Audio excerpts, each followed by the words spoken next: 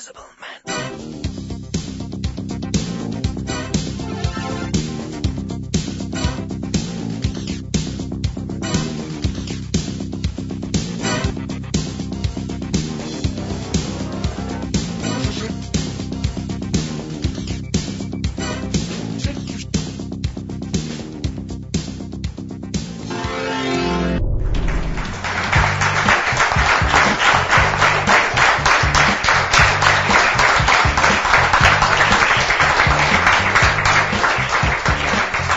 Facciamolo un po' più strano, no? Sembrava una parata militare.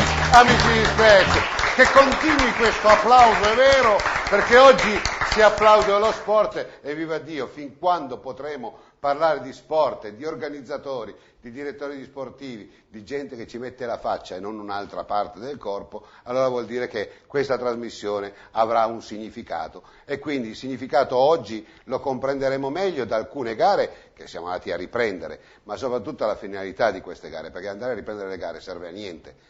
Bisogna soltanto capire che queste gare sono tutte a rischio e quindi cerchiamo veramente di fare un fronte comune e cercare di inneggiare a coloro che hanno voglia di intraprendere. Intanto un applauso va a Franco Tessarolo. Un altro applauso va a Giancarlo Santini, quindi Veloce Club Città di Marostica. Adriano Zambon, anche lui organizzatore. E oggi re degli organizzatori, ma non in quanto re perché è il più importante, perché la gara che ha organizzato nel lotto, diciamo così, delle gare importanti ha una certa valenza ed è Franco Cogo. Grazie professore. Franco, io dico sempre una cosa, il ciclismo, l'abbiamo parlato settimana scorsa, noi lo ripetiamo, dell'invidia di quello che fa, ma lo fa per questo, lo fa per quello, cioè mai che dicono bene o male che c'è qualcuno che lo fa. Quindi ieri è andata in onda l'89esima edizione della Astico Brenta, che oltretutto ha un ricordo significativo soltanto perché va ad abbracciare delle realtà paesaggistiche che soltanto il Triveneto riesce ad esportare. Quindi anche quest'anno tutti dicevano tanto non la fa, alla fine l'hai fatta, insomma complimenti. Com'è andata? Benissimo.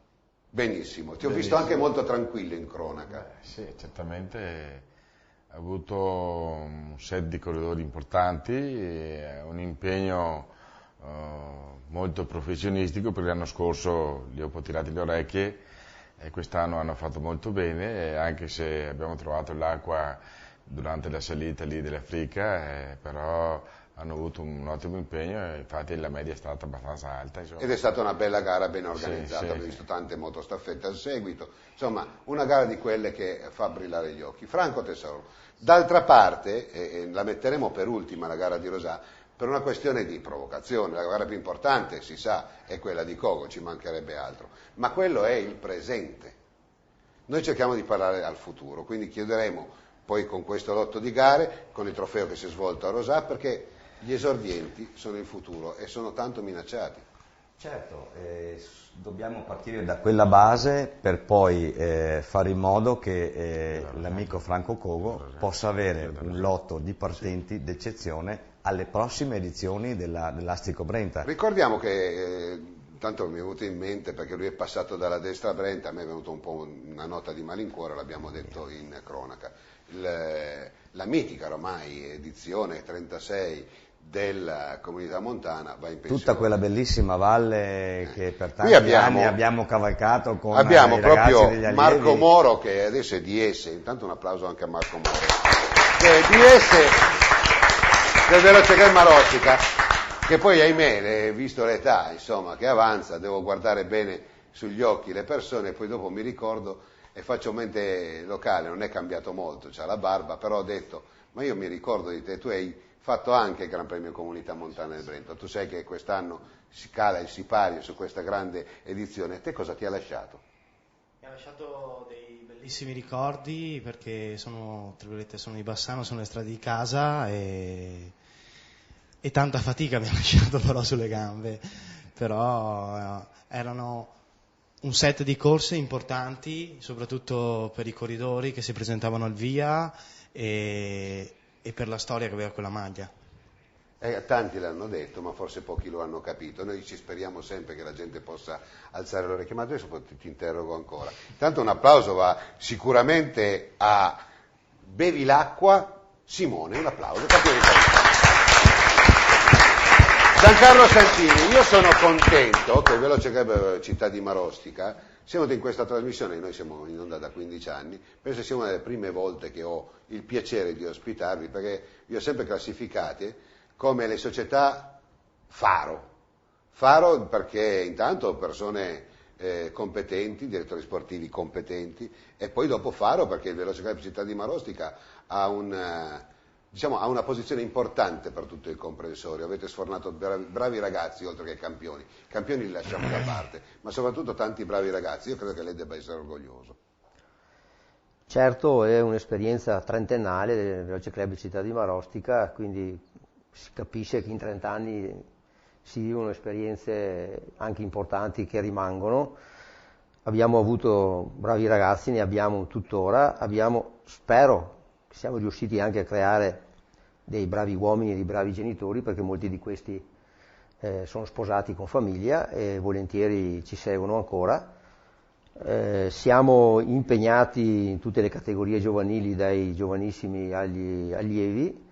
Da 2 anni è la seconda stagione che stiamo vivendo anche l'esperienza del settore femminile, che è un po' particolare rispetto alle altre categorie. Comunque noi speriamo di continuare. I risultati vengono, per noi sono sufficienti così, stiamo bene, non abbiamo pressioni da sponsor o da chi che sia, e viviamo alla giornata tranquilli e speriamo di riuscire a far crescere questi giovani nel miglior dei modi, perché per noi rimane un'esperienza un po' legata al divertimento, all'amicizia fra le famiglie. È questo che deve essere inteso il ciclismo, secondo me e secondo noi, fino ai 15-16 anni. Poi si passerà di categoria, ognuno andrà per la sua strada e il discorso comincia a cambiare. Sarà un piacere per Franco Giambattista, è il nuovo presidente di questa società. Ma lei che sensazione ha che Marco Moro, da atleta, oggi è un direttore sportivo? Credo che sia un bel ritorno, perché credo che poi dopo, lei prima parlava di atleti che sono diventati dei genitori e dei genitori modelli. Io credo che chi fa la disciplina del ciclismo diventa migliore come uomo. Probabilmente, intanto mi sono dimenticato anche che la nostra società è un po' portata avanti non solo dal presidente e dal sottoscritto, ma anche da direttori sportivi come Adriano Viero, Michele Forner, Paolo Lunardon, tutti i nostri ex atleti in passato, Gianni Carlesso e qualche altro.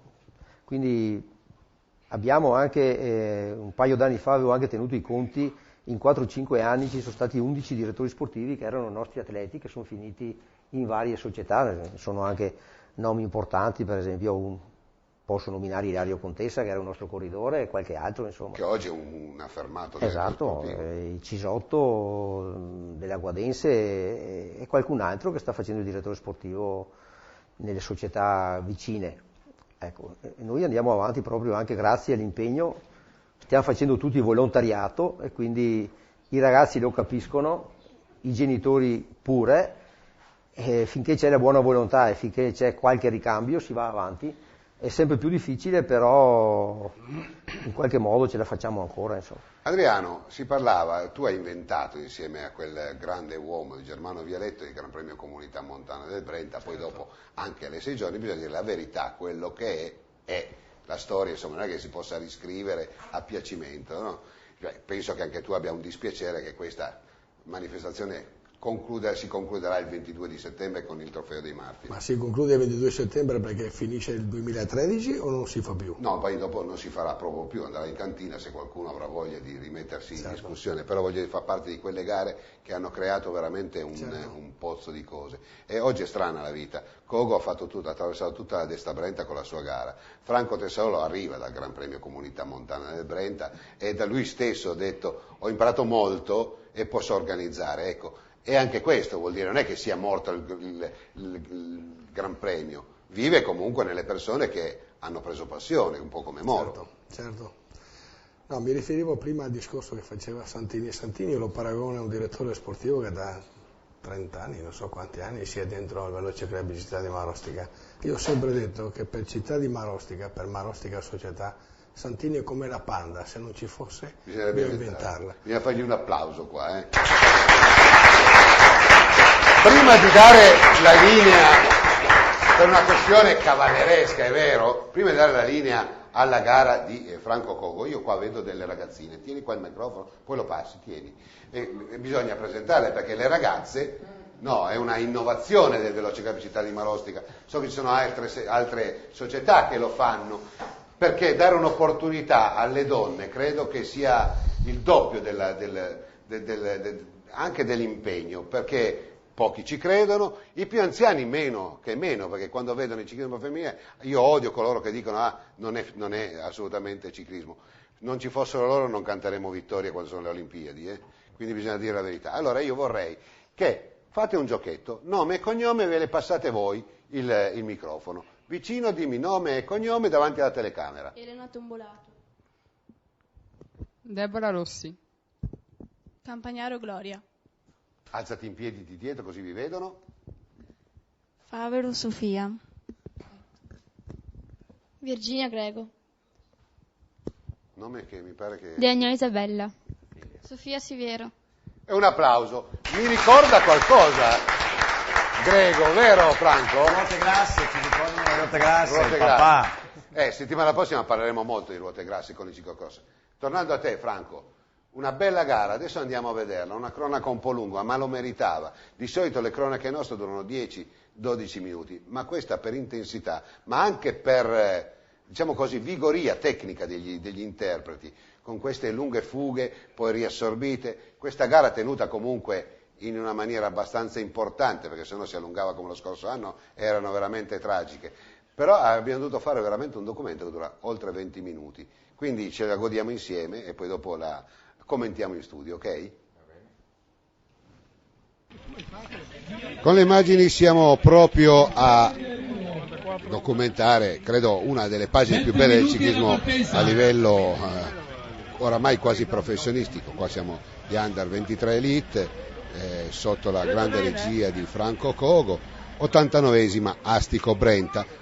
Una indicativa di fatto dei campionati del mondo che si svolgeranno proprio a Firenze prossima settimana. Vediamo un Zordan splendido con la maglia di campione d'Italia, tutto è pronto per questa partenza, un lungo percorso che porterà da Longa di Schiavon a Bassano del Grappa, tutta la destra Brenta fino ad arrivare arrivare a Cismon, quasi Primolano, per poi dopo circumnavigare, andare a Levico Terme, fare il passo dell'Africa, poi dopo ritornare da Piovene e Rocchette e con l'arrivo dopo 192 km. Giuseppe Sartori, direttore di corsa, insieme chiaramente a Franco Cogo, una gara dove ci sono tutte le squadre migliori, c'è la Stormed Lago, la Ceresoli Roberto, poi abbiamo la Faresingiani della Marchior Faresingiani che è anche della Marchior Hemisphere Site, poi abbiamo la Trevigiani Dynamo, poi abbiamo la Ciber Team, poi abbiamo Peron Giuliano, la Selle Italia, la Slovenia, quindi Coppi Gazzara, poi abbiamo il team Namde Ferrioli, la Termopiave Meccanica, poi abbiamo la Ciclisti Padovani, una componente dell'Inghilterra, poi abbiamo la Gavaro Tecnomar, poi abbiamo il Ciclismo 2000. Quindi queste sono le squadre, il lotto dei partenti, mentre già ci sono le prime scaramucce. Con il numero 104 si faccia subito vedere il portacolori della Trevigiani ed è proprio Mattia Mosole, il quale si invola insieme a un altro compagno di avventura, ci pare sia con il dorsale il numero 41, Pievki Luka, questo è un ragazzo della Slovenia, il 44 l'abbiamo visto adesso, proprio Rajspik Andrej. Questi due vanno via, qua siamo già proprio nella parte destra della Valle del Brenta, la Val Vecchia, e anche qua un altro corridore che tiene un po' le redini davanti in queste prime battute. Qua siamo ancora nella località delle Grotte di Oliero, prima di arrivare a Valstagna, zone note per il Gran Premio Comunità Montana del Brenta, che quest'anno chiuderà un po' il sipario, un peccato dopo 36 anni, però certo oramai bisogna anche mettersi in testa che qua o si collabora tutti o se no le gare non si faranno più. Un Comunità Montana del Brenta, intanto grazie ancora a Franco per essere qui con noi, che quest'anno darà l'ultimo saluto e ce le scorderemo queste belle immagini. È un vero peccato, Nicola, perché questa valle merita di più e ancora di più, specialmente con questi ragazzi. Moltissimi di questi che vediamo in gara adesso hanno fatto la storia della comunità montana del Brenta su questa vallata, per Andrea Zordan, per ricordarsi Filippo Baggio, che sono nelle categorie maggiori, Battaglini, Enrico Battaglini, tantissimi ragazzi, Tiziano dell'Antonia, sto andando a memoria, a ritroso, ed è un vero peccato che questa valle non possa più avere questi ragazzini che possono diventare, tantissimi di loro, campioni, che stiamo commentando adesso nelle categorie maggiori. Prima abbiamo visto con Scartezzini Michele, questo ragazzo della Trevigiani, un duo di coppia insieme, se non vado errato, a Leonardi Gianluca della Zalf. Gara ancora abbastanza chiusa, mentre passiamo davanti, quasi davanti alla birreria di Romano Cornale, un altro amico del Brenta, anche di questa trasmissione, anzi lo ricordiamo con la Milano-Taranto, uno di quelli che insomma ha ancora voglia di fare il giovanotto e mettersi in discussione con queste imprese veramente ai limiti. Vediamo un bel primo piano del numero 9 Dovigo Alessandro della Cyber Team, ancora il 52, e si tratta di Dalla Fontana Federico, ancora i ragazzi della Zalf, e questo è un quartetto che sta per andare via. Con lo schienale qua abbiamo visto il numero 43 e si tratta di Pavic Marco, questa è una squadra slovena, ricordiamo che anche questo ragazzo ha partecipato al Gran Premio Comunità Montana del Brenta. Siamo in località Guigno, quindi abbiamo già sforato, siamo proprio sotto il Trentino. Ancora il numero 31 della Trevigiani, scusate, della Euromobile Desire Fior, che è Leonardi Gianluca, insieme lo vedremo tra poco, insieme anche a Mosole Mattia, che sta ben comportando. Qua stanno lavorando, diciamo, le 4 squadre, Marchiol, Trevigiani e Zalf Desiree, intanto il grande pubblico, che questo è il modo di fare spettacolo. Hanno 40 secondi di vantaggio rispetto al gruppo inseguitore, abbiamo visto la gente che intanto che aspettava buona là, faceva anche il tifo. Vediamo con il dorsale 72 Niccolo Rocchi, questo è il quartetto che si sta portando verso la parte alta, ancora il numero 72, si tratta di Rocchi Nicolò, questo ancora la Trevigiani. Questo quartetto si sta involando, ha circa 40 secondi di vantaggio rispetto a questo inseguitore che ha il dorsale 114, e si tratta proprio di Alvise De Marchi, il quale è un po' a bagnomaria tra il quartetto in testa a questa gara e il gruppo inseguitore. Essere a bagnomaria fa un male cane. Veramente questo ragazzo della Coppi Gazzera Videa, lo vediamo, eccolo lì col 114, Alvise De Marchi, che poverino sta tirando un po' il fiatone lungo, è vero, qui vediamo il gruppo che lo sta tra poco penso recuperando, anche se ha qualche suo compagno di squadra lì davanti, ma quei 4 lì stanno andando di comune accordo. E stiamo entrando in Borgo Valsugana con il castello meraviglioso di Borgo. Sempre i 4 in testa con il 45, l'andiamo a vedere, il sale 45, si tratta proprio di Micheli Team della Slovenia, con il direttore di questa società, Peron Giuliano. Quindi questo quartetto si sta involando, adesso ha circa 40-45 secondi di vantaggio rispetto al gruppo. Il gruppo è sornione, penso che non voglia ancora dare battaglia, tant'è vero che proprio De Marchi è ancora lì a bagnomaria tra il gruppetto davanti e il gruppo inseguitore, quindi vuol dire che la media non è molto alta. Vedremo, qualche goccia di pioggia sta già bagnando i nostri corridori, per questo che sarà un'indicativa che potrà dare forse qualche riferimento in più in vista dei mondiali che si terranno proprio oramai dopo il 22 di settembre, possiamo dire si alza il sipario su quella che è la gara delle gare che tutti quanti gli appassionati aspettano. Abbiamo visto il gruppo a questo punto inseguitore, circa sono 2 minuti e mezzo il vantaggio del quartetto rispetto a tutto il gruppo, che a questo punto comincia ad allungarsi e vuol dire che forse si stanno svegliando. Sì, e la strada comincia anche pian piano ad andare su, e qui vediamo l'altro ragazzo della Gazzarra, Michele Gazzarra, della Fausto Coppi Gazzera Videa, Ceramiche Videa, e sì, la strada si sta un po' adesso inerpicando, tra poco vedranno calcerani che andranno su verso il valico della Frica, tra non molto, e questi 4 ragazzi che stanno andando comunque di comune accordo, l'andatura relativamente tranquilla, dietro comunque stanno cominciando a menare. Dicevi che è sicuramente un bello osservatorio in vista dei mondiali di Firenze, e sicuramente uno dei sorvegliati speciali è proprio Andrea Zordan, il campione italiano di categoria. E andiamo sul campione della montagna dell'Africa. Gran Premio della montagna, pare che Scartezzini Michele della Trevigiani sia il deputato a vincere questo primo Gran Premio della montagna. Ce ne saranno 3, un susseguirsi, uno dietro all'altro. Il primo sicuramente se lo aggiudica proprio il portacolori della Trevigiani, e poi vedremo il secondo chi se lo aggiudicherà. Passati adesso il gruppo che sta arrivando a ridosso dei fuggitivi con circa 2 minuti e 50 di svantaggio, però tutto è ancora da decidere, perché abbiamo l'Africa, poi lunghe discese, insomma hanno tutto il tempo di recuperare, e mi pare da come vanno non si stiano dannando l'anima nella pancia del gruppo.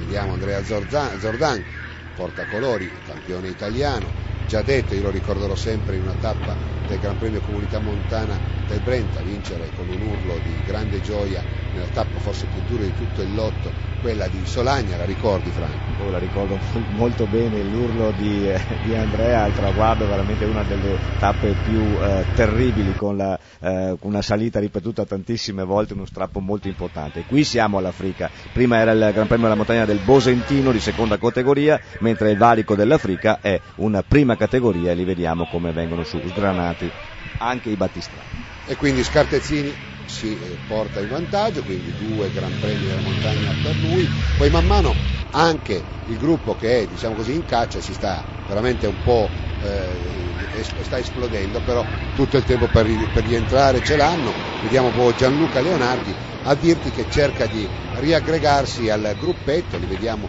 di nuovo tutti quanti insieme. Vediamo con il dorsale 105 proprio Scartezzini Michele, altro Gran Premio della montagna, ed è il Gran Premio della montagna dei Noselari, e quindi vediamo questo lago splendidissimo. Queste sono le meraviglie che ci sono in Italia, guai chi ce le tocca, e soltanto il ciclismo riesce anche a toccarle, a farle vedere. Ancora una bella pedalata per Michele Team, davanti ancora a Battistrada e Gianluca Leonardi, il quale sta tirando. Vediamo se ne avrà, perché bisogna vedere lo squadrone della Zalf se ci sta a farlo andare via da solo, perché rischia parecchio con dei fenomeni che sono lì davanti con lui, non soltanto Scartezzini ma anche l'atleta sloveno. Infatti si guarda indietro, secondo me sta mollando, sta cercando che il gruppo rientri. Sì, si vede che sta rallentando l'andatura e aspetta i suoi ex compagni di fuga. Eccolo qua, infatti, che adesso li lascia passare e si accoda subito qualche ordine, forse dall'ammiraglia. Sicuramente l'ordine è stato di Gianni Faresin, andremo a vedere tra poco se lo squadrone della Zalf rintuzzerà chiaramente questa idea e questa idea tattica di Faresin, perché evidentemente ha capito che si rischia troppo e quindi vuol far rientrare tutto il gruppo. Vediamo i 4 battistrada a 2 minuti e rotti, insomma tra poco vediamo anche il gruppo inseguitore che è completamente compatto, lo vediamo attraversare adesso in questo bellissimo ponte, proprio annegato nella vegetazione, quindi in Trentino si sa, la vegetazione è talmente bella, e vediamo tutto il gruppo della Zalf a tirare come dei forsennati, quindi l'idea principale tattica e tecnica era giusta. Evidentemente il Gianluca Leonardi non ne aveva più, oppure la squadra ha detto adesso dovete muovervi, e si stanno muovendo proprio tutti, da Cavasin, Berlato, Zordan, Garosio, Milani, Andreetta, Nekita, Scimion Paolo e Toniatti Andrea, tutti lì davanti ad andare a raggiungere, e vediamo proprio adesso l'ammiraglia con Gianni Faresin che dice stai a coda, quello che ho capito io. Sì, l'avevamo capito un po' tutti, e difatti dietro si è messo lo squadrone della Zalf adesso a tirare per recuperare questi 4 atleti con un loro compagno che si è letteralmente accodato e rimane lì tranquillo. Alla fine della cronaca possiamo permetterci di dirlo anche noi, la Zalf ha sempre quel quid in più, ha una squadra che quando c'è ora di metterci la faccia ce la mettono tutti, non sono mai atleti che lasciano al caso, loro la vogliono gareggiare, la vogliono fare la gara. Abbiamo visto altre società, qua abbiamo anche la Trevigiani, ma non soltanto, anche la Ciclisti Padovani, che sono un po' nelle retrovie.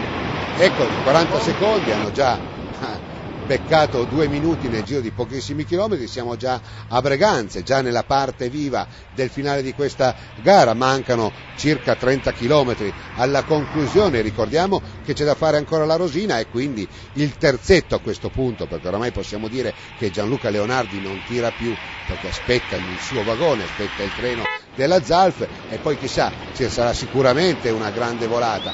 Anche qua la scommessa della Zalf è intanto andiamo, intanto li prendiamo e poi dopo ce la giochiamo ad armi pari.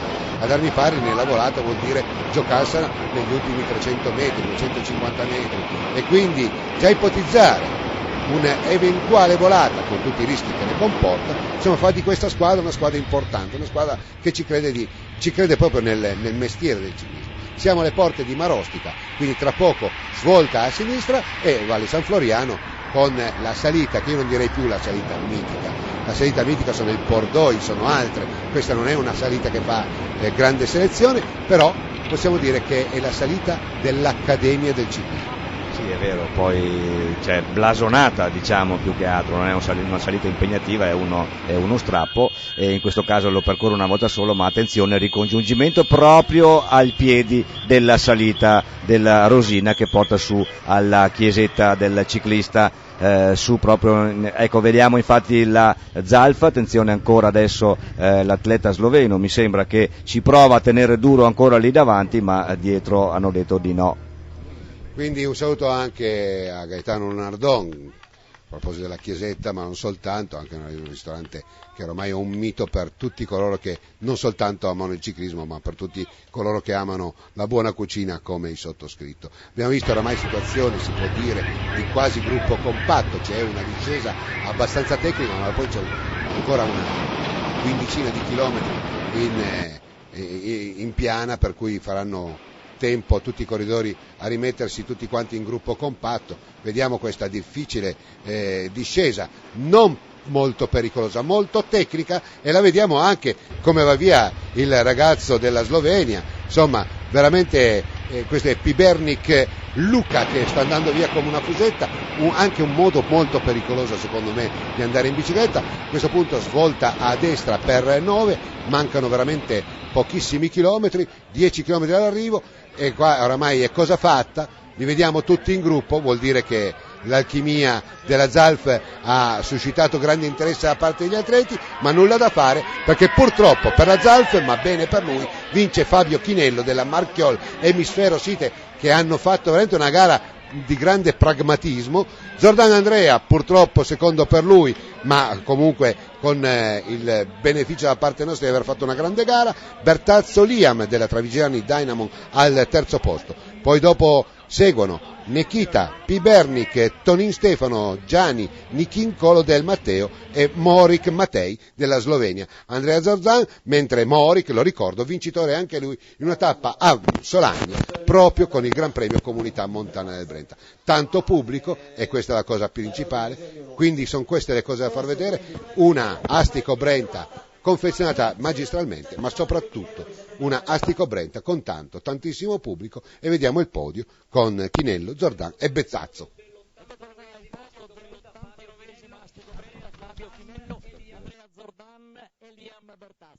Chinello 2 centri all'inizio stagione, poi un periodo piuttosto scuro e oggi ritorni alla grande in una gara importantissima, 195 km.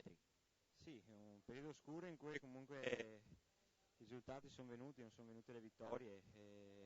Gare come queste sono impegnative perché quando arrivi a fare la volata dopo 190 km un po' le forze si equivalgono e trovare il momento giusto per partire con la volata è fondamentale per portare a casa un successo importante come l'Astico Brenta. Sono davvero felice per me e per la squadra perché lavoriamo molto e forse abbiamo raccolto meno di quello che ci meritavamo e abbiamo ancora un finale di stagione per riscattare una stagione che per certi versi non è stata del tutto positiva. C'è ancora spazio, quindi in bocca al lupo. Non contento della sua stagione Liam Bertazzo, tanti piazzamenti, ma la vittoria stenta ad arrivare, sempre lì nelle primissime posizioni. Sì, mi dispiace perché insomma ero tornato al Tour dell'Avenir, la gamba c'era, avevo mostrato a Valdano col secondo posto, irraggiungibile italiani. Oggi ci tenevo a vincere, insomma un segno di riscatto per me stesso, soprattutto per la squadra. Non è venuto, un po' di confusione nel finale, mi sono dovuto arrangiare e poi in volata sì, insomma mi è mancata la gamba. Mi dispiace perché ci tenevo moltissimo a questa vittoria, non è arrivata, niente. C'è ancora spazio comunque per il gradino più alto quest'anno? C'è ancora spazio, però sai, ogni occasione è persa. Cerca invece un posto per Firenze, il campione italiano, 9 centri per lui in questa stagione, secondo oggi Andrea Zordan. Sì, dai, la condizione c'è, sono anch'io amareggiato perché è un secondo posto con una squadra che oggi ha superato il lavoro, posso dire, tutto il giorno. Nessuna squadra ci ha mai chiuso tutti i buchi. Sì, nessuna squadra ci ha mai dato una mano perché sapevano che eravamo, posso dire, superiori e in superiorità numerica. Qui in finale c'è stata un po' di confusione e, sai, dopo 190 km non è mai semplice fare la volata. Comunque è un bel periodo per me perché sono 2 mesi ormai che sono sempre nei 5, nei 3, poi una vittoria, secondo l'altro giorno, oggi un altro secondo, quindi mi fa ben sperare per il 27 di settembre che c'è un bel appuntamento. Campionato del mondo Elite. Under 23. Sì, sicuramente.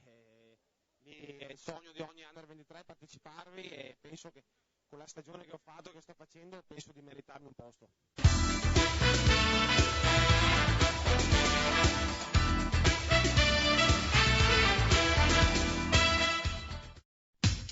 Centro Servizi Autofficina Sandri, specializzati in autodiagnosi elettronica a filoscopio per accensione, con tecnici specializzati e attrezzature d'avanguardia. È in grado di offrire servizi per il mantenimento dei perfetti livelli di sicurezza e di funzionalità del vostro autoveicolo. Autofficina Sandri la trovi a Belvedere di Tezze sul Brenta. Centro Revisioni Autofficina Sandri, la puoi trovare anche a Bassano del Grappa in via Schio 5, laterale di via Pecori Giraldi. Epoca, prodotti certificati per la casa, l'industria, il giardinaggio e l'agricoltura. Epoca, diamo vita alla tua vita. I radiocomandi Ren Device sono progettati con elettronica digitale di ultima generazione, a basso consumo ed altissima affidabilità nel tempo anche in caso di urti o cadute accidentali. Ren Device, i controlli di sicurezza, sono affidati a microprocessori in costante comparazione reciproca, codice univoco di codifica e sofisticati controlli digitali dei dati trasmessi, con protocolli di trasmissioni brevettate che conferiscono al radiocomando una sicurezza superiore alle più severe normative internazionali. I radiocomandi Ren Device sono insuperati per design ed ergonomicità. Ren Device, radiocomandi industriali utilizzati per gru, carroponti, mezzi idraulici e cingolati, automazioni di ogni genere. Ren Device, impulsi d'autore.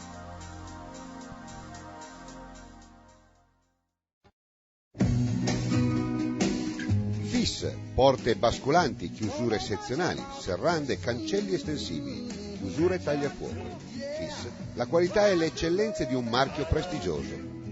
FIS, una stretta di mano che dura da 40 anni, in via Campagna 164 a Galliera Veneta.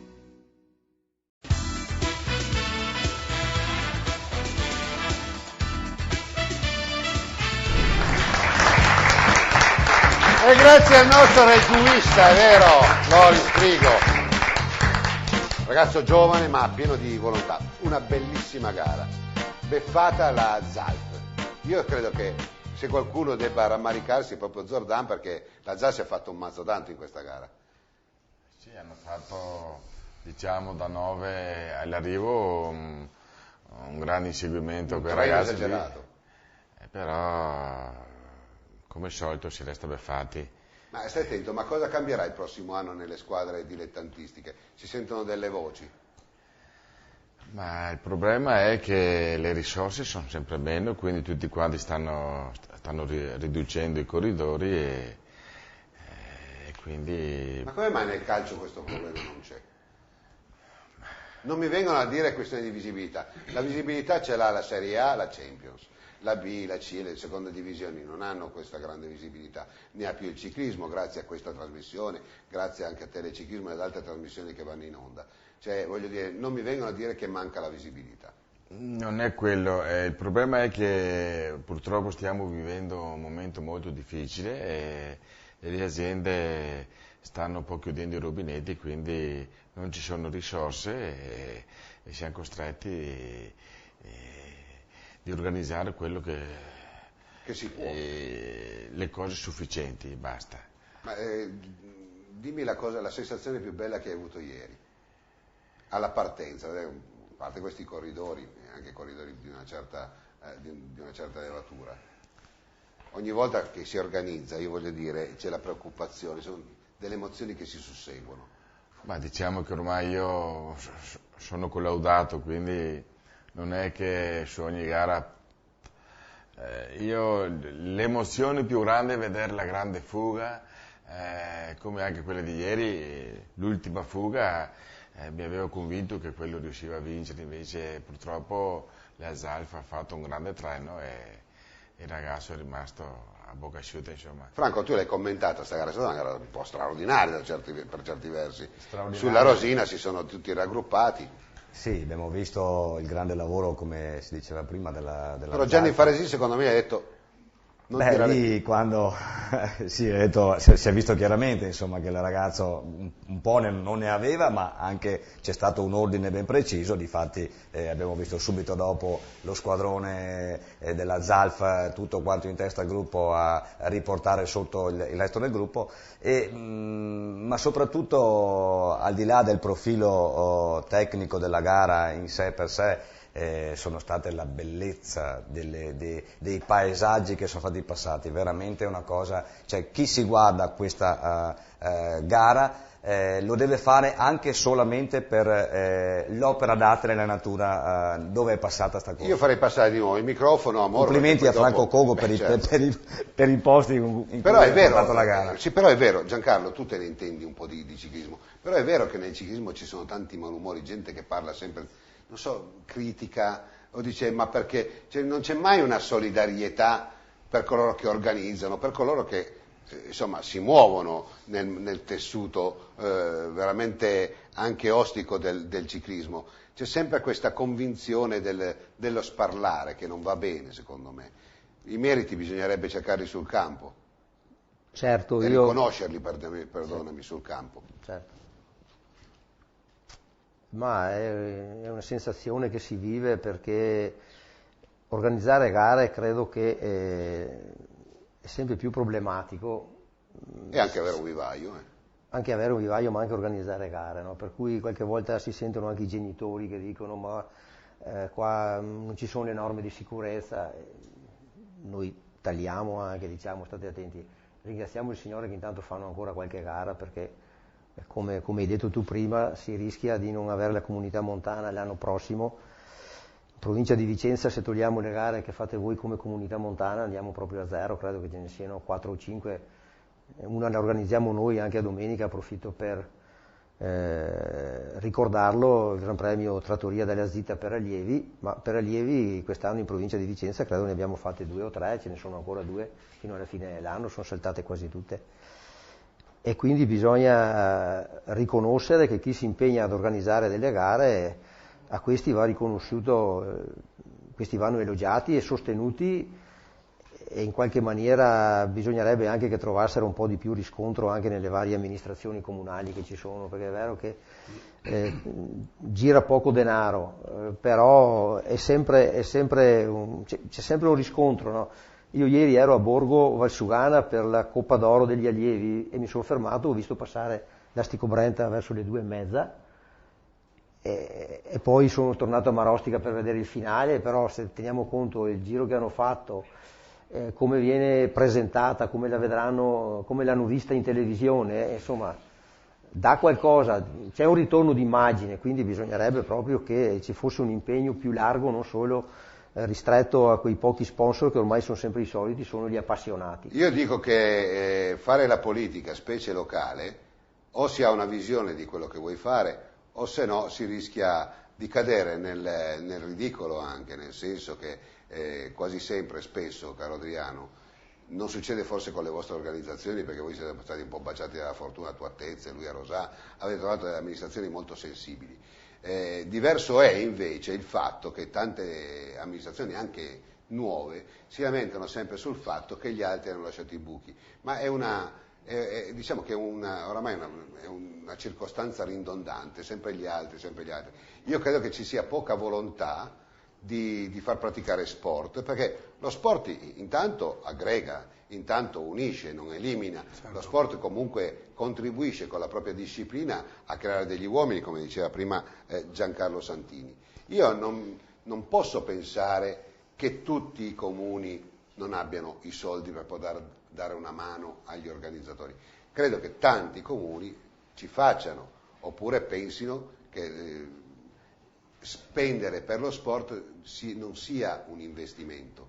Ma forse non è proprio così, perché ricordo che quando era sindaco di Rossano Veneto, Gilberto Trevisan era uno che se non aveva i soldi nel comune per le attività che faceva, e Franco Cogo dovrebbe saperlo, lui trovava degli amici come sponsorizzazioni eccetera. Ci va una visione, io dicevo, ci va una visione, se non c'è una visione. Io a Tese ho trovato l'amministrazione comunale che mi ha dato una mano sotto il profilo del palco, le transene, che è anche quello importante. Se tu vai a chiamare qualcuno ti prende dei soldi, insomma. Anche tu la stessa cosa.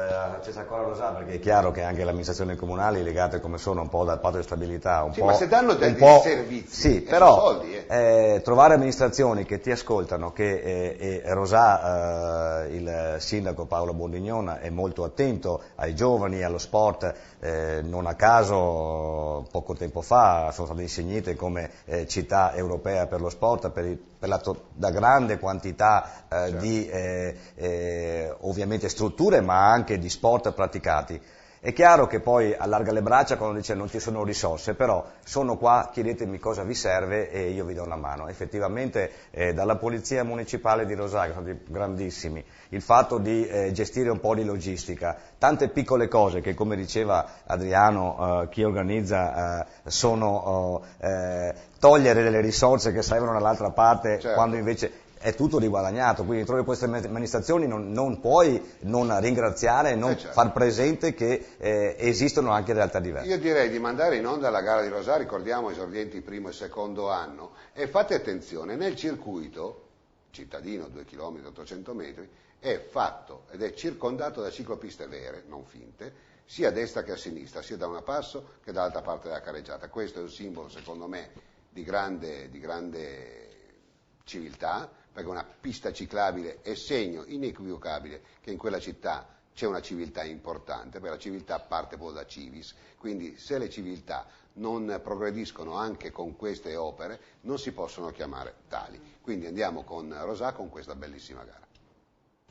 E con le immagini siamo a Rosà, nella zona proprio adiacente allo stadio, uno stadio per la verità anche molto carino. Oggi ospita la gara nel circuito cittadino ben estrapolato dagli amici della Bici Sport Linda, che organizzano, ma il supervisore, il Deus Ex Machina, è Franco Tessarolo, lo abbiamo qui ai nostri microfoni. Questa è una gara degli esordienti primo e secondo anno, certamente va detto che è una gara che è il futuro del ciclismo. Ebbene, lo stanno dimostrando questi atleti, adesso impegnati nella misurazione dei rapporti, che se si consente di poter organizzare gare, e qua un plauso all'amministrazione comunale di Rosà, che ci tengono in maniera particolare a che le cose vengano fatte, è una bella risposta veramente all'oblio che stiamo vivendo in questi mesi, in questi anni, dove lo sport pare che sia diventata cosa da poco conto. Bene ha fatto Franco Tessarolo da volere questa gara, bene hanno fatto i 43 atleti qui presenti a Rosà nella categoria del primo anno degli esordienti, e quindi una gara che scommetto sarà bellissima in questi 10 giri di 2 km e 800 metri.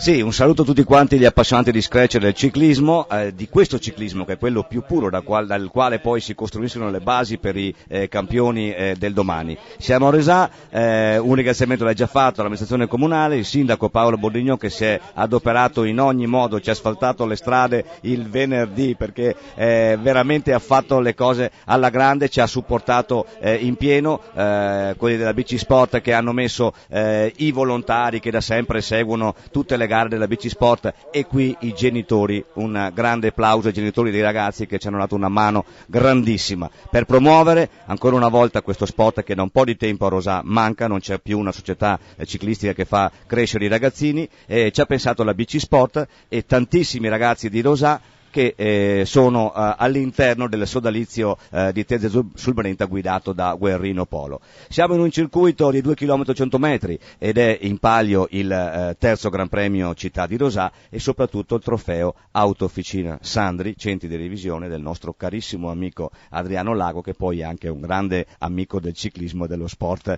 in generale. È una gara che va anche titolata alla memoria di un grande uomo che ha fatto diventare grande poi Autofficina Sandri, Antonio Sandri che non è più con noi che della SU ci ha protetto e qui siamo con questi 43 baldi giovanotti di 13 anni nati nell'anno 2000 che sono i ragazzini, gli esordienti del primo anno e li vediamo già impegnati in questa fase molto intricata e anche spettacolare, tecnica con curve e controcurve della parte nord del circuito che si dipanava proprio all'esterno del stadio Tony Zen di Rosà verso la parte nord che va a toccare quasi i confini di Bassano del Grappa, proprio la superstrada della nuova Gasparona.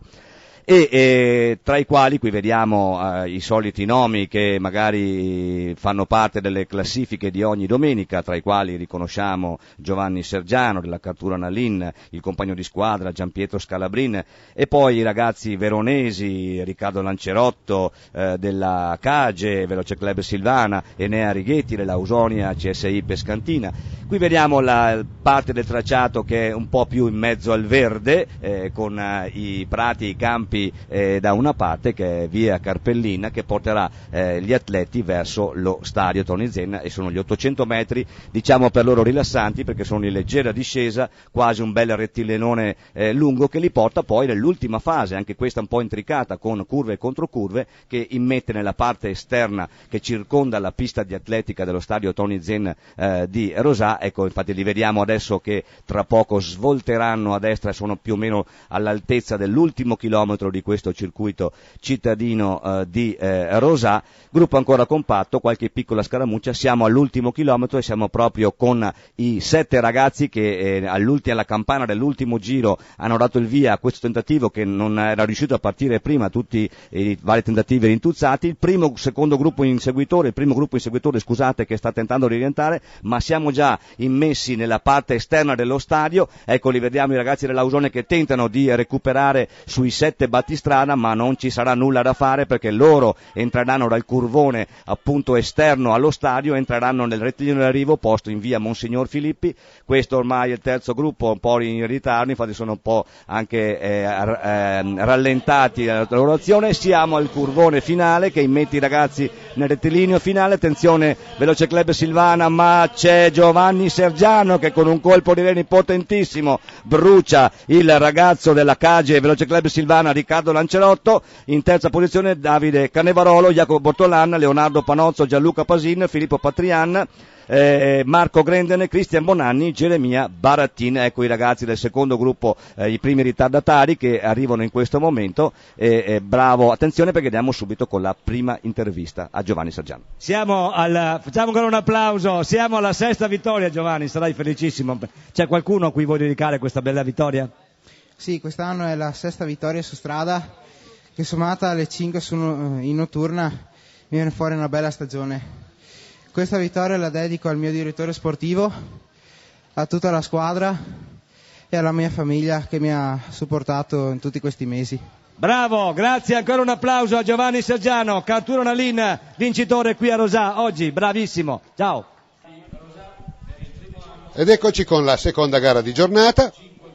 Abbiamo visto uno fantastico Sergiano, un pistar secondo me che dovrebbe sfruttare molto la sua potenza fisica, abbiamo visto con quale piglio ha dimostrato di avere nelle gambe una volata strepitosa e anche parecchio all'aria, per cui vuol dire che ha doti importanti di grande velocista. Qua siamo con il secondo anno, vale a dire ragazzi del 1999, è una metafora questa, ricorre adesso proprio il rastrellamento del Grappa con i ragazzi del 99, 100 anni dopo, insomma a me fa un certo effetto. Sì, è vero dire i ragazzi del 99, ma siamo già alla partenza e qui davanti abbiamo lo squadrone della BC Sport con Gabriele Baggio, con il campione provinciale della categoria Thomas Bizzotto, con Emanuele Frigo, Efren Tessarolo, Matteo Pegoraro, Davide Campagnaro, Andrea Zambon, Federico Frigo, lo squadrone della BC Sport che organizza appunto questo terzo Gran Premio Città di Rosà Trofeo Autofficina Sandri, e qui siamo sulle scaramucce iniziali, gruppo compatto, stanno studiando un po' il percorso e sono 14 giri, per cui saranno 39 km e qualcosa, e ovviamente all'inizio non è che si può dare tutto, bisogna tenere le energie per il momento che serve. 45 in questo caso gli atleti al via con la Fausto Coppi, il Veloce Club Bassano, la Cavi Carraro Sandrigo Sport, il Veloce Club Tombole Monselice, il gruppo ciclistico Bosaro Emiche, l'Ausonia CSI Pescantina, il gruppo San Pietro Ingù, il Bruno Gaiga di Verona, il gruppo ciclistico Robegano, poi ancora abbiamo l'Unione Sportiva Monte Corona di Trento, la Caturna Lin, e l'Unione Sportiva Scuola Ciclismo Vo. Attenzione, qui siamo alle scaramucce iniziali, primi tentativi che stanno andando con i ragazzi della Ausonia CSI Pescantina che rintuzzano già il primo attacco. Eccoci qua, adesso ci mettiamo nel lungo rettilineo che porterà gli atleti, come abbiamo visto precedentemente, nell'ultima fase, gli ultimi 400-500 metri del circuito, con l'immissione poi nell'anello all'esterno dello stadio Tony Zen di Rosà. Eccoli qua ancora i ragazzi che sfilano, bellissime queste immagini di tutto il gruppo che sta sfilando, e qui siamo con il coppia dell'Ausonia CSI Pescantina che sta tentando di andarsene, attenzione, e vediamo che si tratta di Andrea Beghini, un atleta molto quotato, e poi ancora c'è Marco Chesini, il suo compagno di squadra, ma qui si muove anche il gruppo, attenzione. Eccoci qua che vanno a recuperare i due atleti veronesi della Ausonia, i ragazzi di Marco Moro della BC Sport fanno buona guardia perché ci tengono a fare bella figura in casa, quindi tutti quanti fissi copressi lì davanti a tenere controllata la corsa.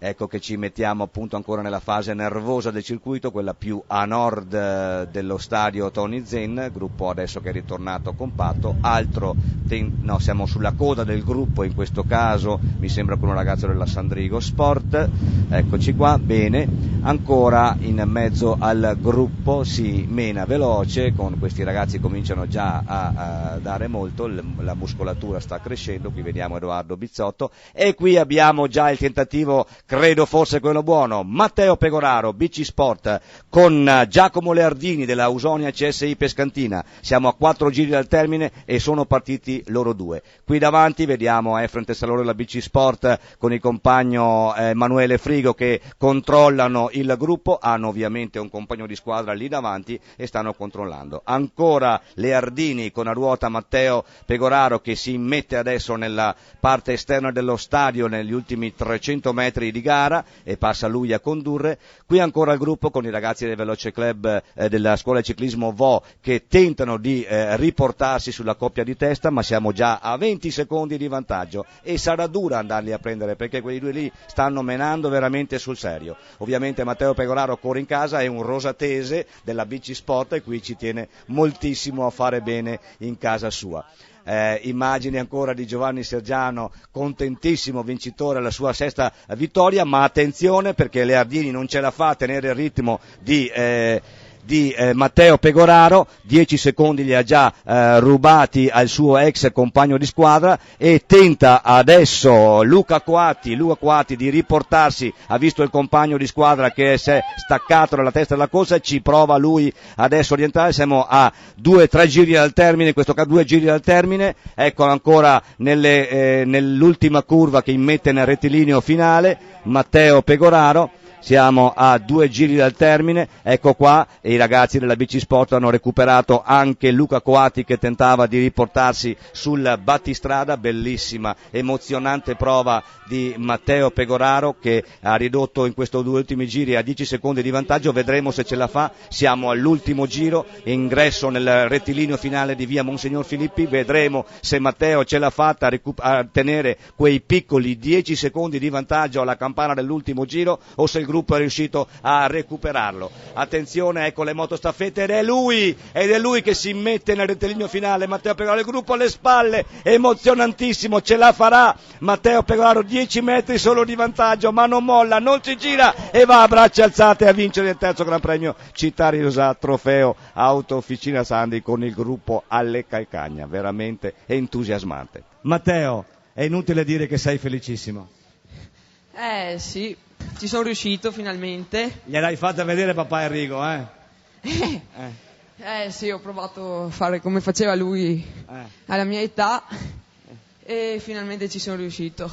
Bene, grazie Franco Tesoro per questo commento appassionato, abbiamo visto una bellissima gara, certamente ho visto anche un Pegoraro Matteo che mi ha fatto non brillare gli occhi di più perché ha saputo tenere nell'ultimo giro da solo i 10 secondi che gli avanzavano e quindi una grande vittoria per lui e io sono convinto che questo sarà un prossimo Federico Zurlo. Per questa cronaca e da Rosà è proprio tutto, di nuovo la linea in studio.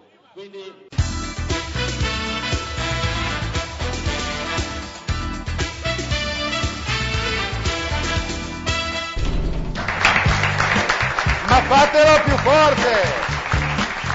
Ma ancora di più! Ma sì, che bella giornata. Allora, Rosà, Moro, tu non c'eri a Rosà? C'eri a Rosà, ecco, c'eri a Rosà. Bella gara? Sì, una bellissima gara, organizzata benissimo. Non c'erano pericoli di traffico? No, nessun pericolo. Prima Giancarlo e i genitori sicuramente è pericoloso.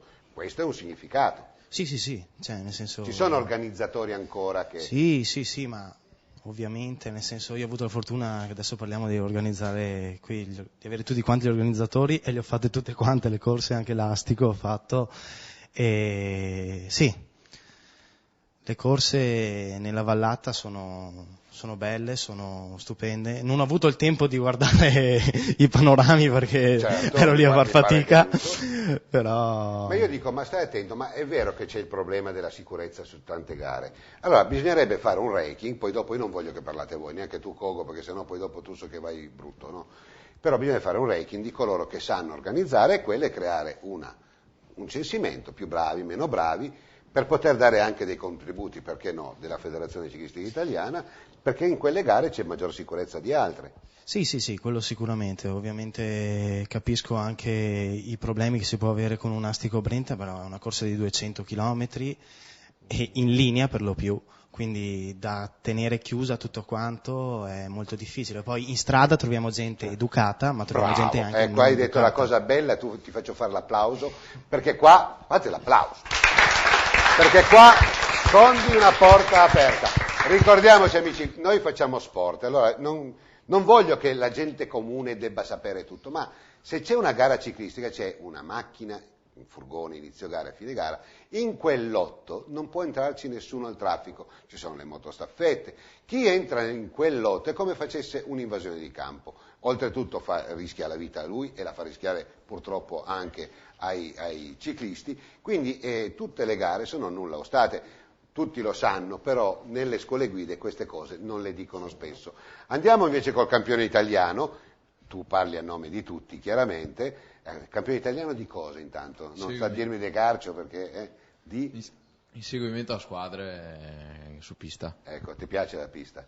Sì. Potrebbe essere la pista un campo di allenamento anche dove si possono fare delle gare in completa sicurezza, non c'è traffico e cercare di spendere un po' per questa pista. Certo, la pista... Qua anche abbiamo proprio una pista anche qua vicino a Bassano, sono anche molto fortunato. Ecco. Se un domani ci fosse la possibilità di guadagnare un po' di soldini, tu faresti il pistar puro? Non proprio come Silvio Martinello, ma anche come Silvio Martinello. Sì, anche no, cioè mi piace anche su strada, appunto fare anche bene su strada, anzi più sulla strada che sulla pista. Però non disdegni neanche la pista. Esatto. Dietro di te c'è un ciclocrossista, dagli il microfono. Come ti chiami? Andrea Pozzato, un nome importante. Sì. Però non sei parente. Sì, cugino. Ah, metti il microfono, cugino, abbiamo uno scoop allora. Sì. Il cugino di Pozzato. Sì. Ti piace il ciclocross? Sì. Lo farai quest'anno il trofeo? Sì, sì. Sicuro? Sì. Ti ho detto, settimana prossima ti voglio qua, perché abbiamo tutto il guru del ciclocross. Un applauso al ciclocrossista. Siamo in chiusura. Franco, belle parole. Io dico questo, bisognerebbe cercare che coloro che sanno organizzare, dire queste qua sono organizzatori seri. 4 stelle, 5 stelle, poi man mano potrebbe essere utile? Certo. Potrebbe? È utile, cioè organizzare, prima di tutto ci vuole passione e competenza dopo, perché organizzando qualche errore si commette e quello è quello che ti insegna. Il prossimo anno la farai di nuovo, immagino. Devo arrivare alla 100ª edizione. 89, siamo... insomma, Il prossimo anno è 90, grande festa. È una delle più vecchie, oltretutto. Sì. Abbiamo visto anche grandi nomi che hanno... Certo, tutti, diciamo... Anche Lucilio Lievore mi è venuto in mente. Lucilio Lievore è la prima Astico Brand che io ho organizzato 25 anni fa, l'ha vinto il mio corridore, Lucio Gusella. Un applauso. Fagli a Lucio Gusella sì. Il quale è riuscito a battere un grande velocista, Bittante di Rosà. Però, un applauso. Vincitore ieri, passiamo il microfono a questo ragazzo, dammi a me, faccio io. Tu ieri hai vinto una gara memorabile. Tutto solo, come hai fatto?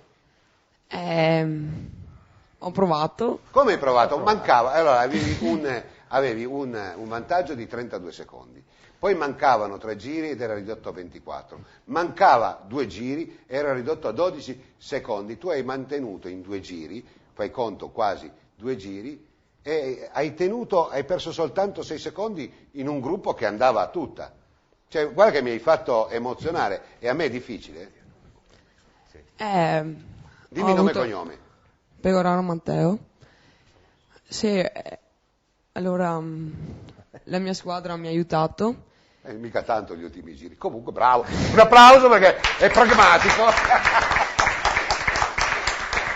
E io ieri avevo la gamba e ci sono riuscito. No. Forse... Matteo Pegoraro non è abituato a vincere, per cui non è abituato neanche a parlare dopo aver vinto. Una vittoria straordinaria, fate un applauso. Tanto, Franco, siamo a voi in chiusura. Volevo chiudere brevissimamente con Rosà, trovare amministrazioni serie e che tirano a disponibilità. Certo. Bisogna avere anche dei grandi amici del ciclismo, perché per fare le corse ci vogliono anche dei soldini, e uno grande ce l'abbiamo, e l'abbiamo un po' in comune io e Zambon, che è Adriano Lago dell'Autofficina Sandri, che è un grande amico, è stata la 3ª edizione del trofeo Autofficina Sandri lì a Rosà, 3° Gran Premio Città di Rosà, e abbiamo voluto fare gli esordienti, questa 3ª edizione, perché ci sembra una categoria da tenere sempre supportata, perché poi sarà la base per i futuri campioni, come lo sono gli allievi e gli esordienti, ma costruire da qui, perché a volte viene un po', diciamo, anche un po' dimenticata come categoria. Fortunati perché Marco ha preparato i ragazzi al meglio, siamo riusciti anche a vincere con un nostro ragazzo della BC Sport, con Matteo Pegoraro, alla sua prima vittoria. I ragazzi li hanno preparati bene perché per un bel po' di giri quando era fuori hanno controllato, poi hanno finito anche loro le loro energie. Volevo fare gli auguri per un ragazzo della BC Sport che sarebbe stato sicuramente il protagonista, Thomas Bizzotto, che è caduto, e gli facciamo gli auguri di una pronta guarigione, un po' di punti, un po' di escoriazioni, e basta. Grazie a Franco Tesoro, un applauso. Grazie anche a Giancarlo Santini per essere stato con noi.